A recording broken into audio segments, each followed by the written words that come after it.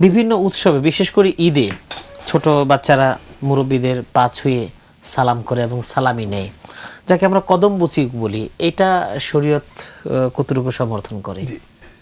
প্রশ্নটা খুবই গুরুত্বপূর্ণ, কারণ এটা আমাদের দেশের একেবারে খুব সুপরিচিত কৃষ্টি সংস্কৃতি।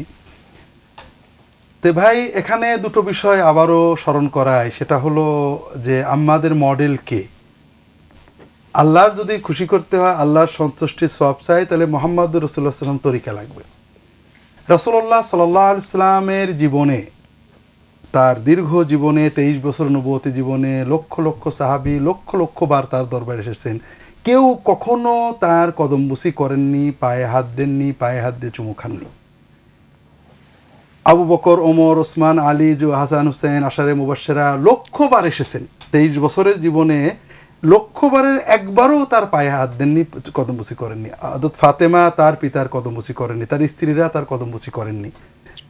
শুধুমাত্র 3 থেকে 4টে ঘটনা পাওয়া যায়, নতুন মুসলমান অথবা ইহুদি অথবা নতুন মুসলমান হতে এসেছে এরকম একজন মানুষ অথবা একজন অমুসলমান নবীজির কাছে এসে পায়ে চুমু খেয়েছে।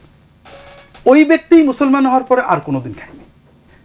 আর ওর দেখা দেখি কোনো সাহাবু আর করেননি। সাহাবি রাসূলুল্লাহ সাল্লাল্লাহু ওয়াফাতের পরে সাহাবিরা কখনো করেননি। এটা হলো প্রথম বিষয়। তার মানে রাসূলুল্লাহ সাল্লাল্লাহু আলাইহি ওয়াসাল্লাম বলেছেন দেখা হলে সালাম দিতে। বাড়িতে যদি সন্তানেরা পিতামাতাকে সালাম দেয়, পিতামাতা সন্তানকে সালাম দেয়, স্বামী স্ত্রীকে, স্ত্রী স্বামীকে সালাম দেয়।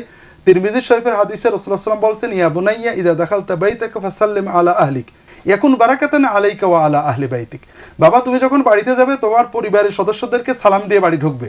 যদি কেউ বাড়িতে ঢুকতে সালাম দিয়ে ঢোকে, আসসালামু আলাইকুম বলে ঢোকে, তাহলে আল্লাহ তাআলা সালামের কারণে ওই বাড়িতে বরকত নাজিল করবেন। কিন্তু সালাম এবং মুসাফা, হাত মিলানো, এই দুটোর সওয়াব সহিহ হাদিসে আসছে। আর তৃতীয় একটা আমল আছে, সেটা হলো কপালে বা হাতে চুমু খাওয়া। পিতা মাতা সন্তানের কপালে বা হাতে চুমু খাওয়া, এটা সুন্নত সম্মত আমল, এর কোনো সওয়াব কোনো হাদিসে নেই। পায়ে চুমু খাওয়া, পায়ে হাত দেওয়া, সালাম করার কোনো রকমের সওয়াব, বরকত, ফজিলত তো দূরের কথা, রাসূলুল্লাহ সাল্লাল্লাহু সাহাবীরা কখনো করেননি। এখন রাসূলুল্লাহ সাল্লাল্লাহু আলাইহি ওয়াসাল্লামের দরবারে লক্ষ সাহাবীর যুগ ভিতরে একজন নতুন মুসলমান হতে আসা মানুষ একবার পা ছুঁয়ে ফেলছিল, পরে আর কোনোদিন করেনি। এইটাকে দলিল বানিয়ে অনেক আলেম ইসলামের ভিতরে এই আচরণটাকে ঢুকিয়ে ফেলতে চান। অর্থাৎ রাসূলুল্লাহ সাল্লাল্লাহু আলাইহি ওয়াসাল্লামের দরবার কল্পনা করুন বা পরিবার কল্পনা করুন, তার পরিবারে ঈদে, বকরি ঈদে, কোনো অনুষ্ঠানে তার কোনো মেয়ে তাকে কদমবুসি করেননি, কোনো মুরিদ অর্থাৎ কোনো সাহাবী তার কদমবুসি করেননি। আমরা কিন্তু সমাজে সবসময় এগুলো করছি।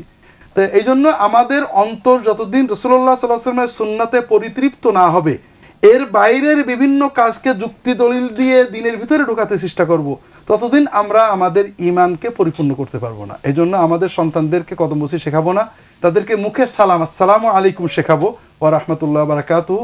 এছাড়া আমরা পিতামাতার কপালে চুমু দেওয়া, হাতে চুমু দেওয়া, এগুলো শেখাবো। পিতামাতা সন্তানদের কপালে চুমু দেবেন, সন্তানেরা আব্বা আম্মার কপালে চুমু দেবে, হাতে চুমু দেবে, এগুলো সুন্নত সম্মত আদব। আল্লাহ তাআলা তৌফিক দান করুন।